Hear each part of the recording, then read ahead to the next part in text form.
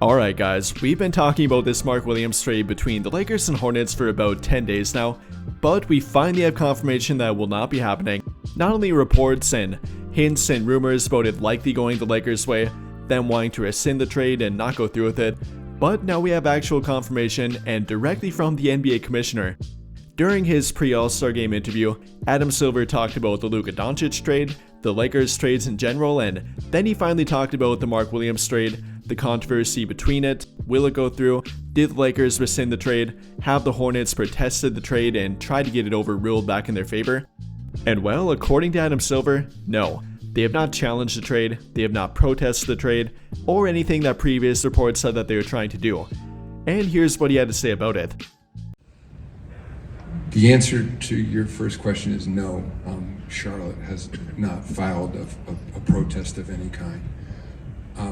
I think the larger issue, reflecting your question in this day and age of sports science, is there a different standard of sort we should be applying in terms of players, passing physicals in trades, and it's something we should look at as a league. I will say this issue does not come up that often.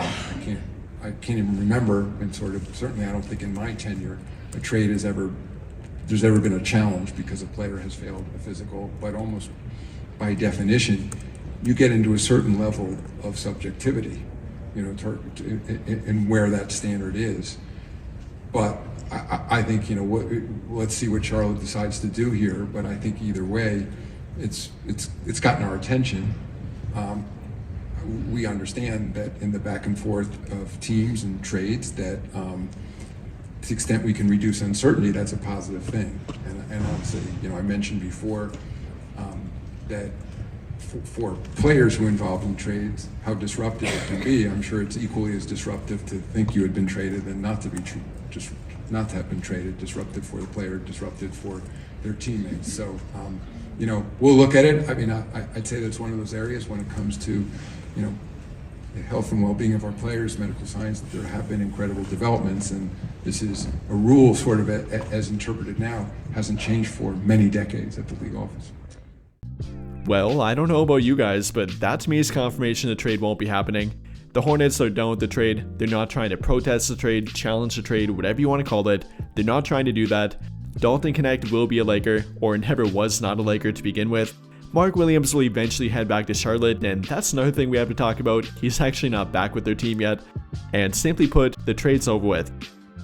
But like Adam Silver referred to, there might be future implications with this trade in regard to how physicals work and how teams determine if a player failed or passed their physical, and how that can affect a trade.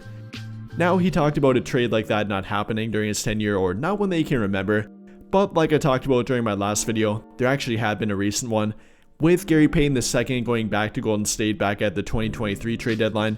Part of the James Wiseman trade, it was actually a 4-team trade, and during that trade, or rather after that trade, Gary Payton actually failed his physical, revealing a core muscle issue with him, which eventually did hold him out for a couple of months, and yet, Golden State still went through with the trade.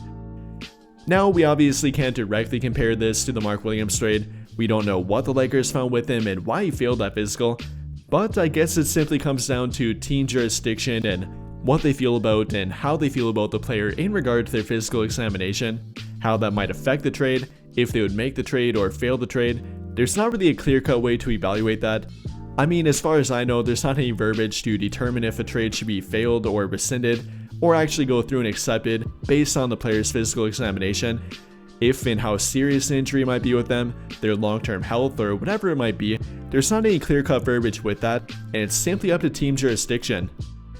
And not to go on a tangent with it, but as someone with a sports science background, I'd be really interested to hear the actual issues with him, why the Lakers failed him per that physical, what they found with him, why the Hornets maybe feel like they shouldn't have failed him or think there's not any risk with him long-term. I'd be really interested to read about that, and hopefully we do get the details eventually. But again, official confirmation that the trade won't be going through. Not only that the trade's not happening, but that the Charlotte Hornets not protested it, much like we have heard from previous reports. So with that being said, officially official, Dalton Knecht will be a Laker, was never not a Laker, Cam Reddish with him, they got back their last tradable first round draft pick, also that first round draft pick swap, and the trade simply never happened to begin with, I guess. Apart from that though, we do have some other interesting things to talk about, and one of them has been controversy surrounding Austin Reaves. Not about what he did or did not do on the court or off the court, but about the fit with him between Luka Doncic and LeBron, but really with Luka Doncic. And a whole bunch of that came from a statement, or rather a reaction to a statement from Brian Windhorst of ESPN. And shocker, right? A statement about the Lakers from ESPN. What he had to say though was, quote unquote, "I honestly believe the issue is Austin Reaves. He is the guy that needs the ball in his hands. They're gonna probably have to diminish the ball in Austin Reaves' hands and put it more in Luka's hands and let Luka Doncic operate with the ball." And well, that's pretty hilarious. Whether you're talking about saying that there's an issue with their team, having one of the best records in the NBA dating back to January 1st, and then on top of that, trying to state that Austin Reaves can't play off the ball, when in reality he only just started playing on the ball for a majority of his time this season. I mean, the guy's been in the league for about 4 years now and he just started playing primarily on the ball, so that really tells you about how much he's watched him play. Not only about highlights or whatever it might be, but actually watching him play on the court, how he operates within their offense, dating back to last season, going back to his rookie season. The guy's been a primarily off the ball player. Yes, some occasional ISO play, some occasional pick and roll ball handling, but primarily being more of a catch and shoot guy, an off ball cutter, or a quick dribble drive guy, but not a guy that takes up the entire possession dribbling the ball. That's really never been him, even this season with more on ball duty. That's not him this season or any season of his NBA career thus far. So it really tells you both the knowledge that Brian Windhorst has of Austin Reaves, or rather lack thereof. Not watching him play very much, definitely not watching him beyond this season or dating back to last season, going back to his rookie season. He's not been very aware of what he does in the court. I don't think it's a problem. I mean, yes, he occasionally does operate within their offense with the ball, but I think there can be a timeshare between them. Should Austin Reaves be the third option between Luka, himself, and LeBron? Yes, obviously he should be, but that doesn't mean they're a terrible fit or can't ever play together on the court. That doesn't mean they have to bench Austin Reaves. I mean, we're talking about a guy averaging about 22 points per game during their past 10 games now, not to mention a 45-point game literally last week. The guy's very talented, he can play on the ball, can play off the ball, and yes, can fit with Luka Doncic, or even Luka Doncic and LeBron at the same time on the court. One game doesn't change that, even if it was a pretty poor game for them, primarily effort-wise. Talking about that final game leading up to the All-Star break, but no, I'm not worried about the fit between them. I don't believe that Austin Reaves is a quote-unquote issue, and I'm not looking to bench him or do anything drastic with him within the rotation in regard to changing his role or anything like that. I think that would be the wrong way of going about it, with the right way actually being the two other guys you put around those three. It's got to be a good 5-man lineup combination, with a combination of offense, which those three obviously provide plenty of, then defense, guys that can play off the ball offensively, either provide rim protection or perimeter defense. Both would be great, but obviously that's pretty tough to find, with a guy like Dorian Finney-Smith being the next best option to put around them in my opinion. Not only the fit with Luka Doncic, the prior experience with him on the court, but then simply being a 3-and-D guy, an off-ball player offensively, a good versatile defender defensively, and then other guys in the court, whether it might be Jackson Hayes again at times, or maybe a guy like Gabe Vincent, could be Jared Vanderbilt, whoever it might be. That's a much more important part here, and finding those right combinations and combining that with the right scheme on the court with them, both offensively and defensively, that's a much more important issue they gotta touch on and find with their team going forward.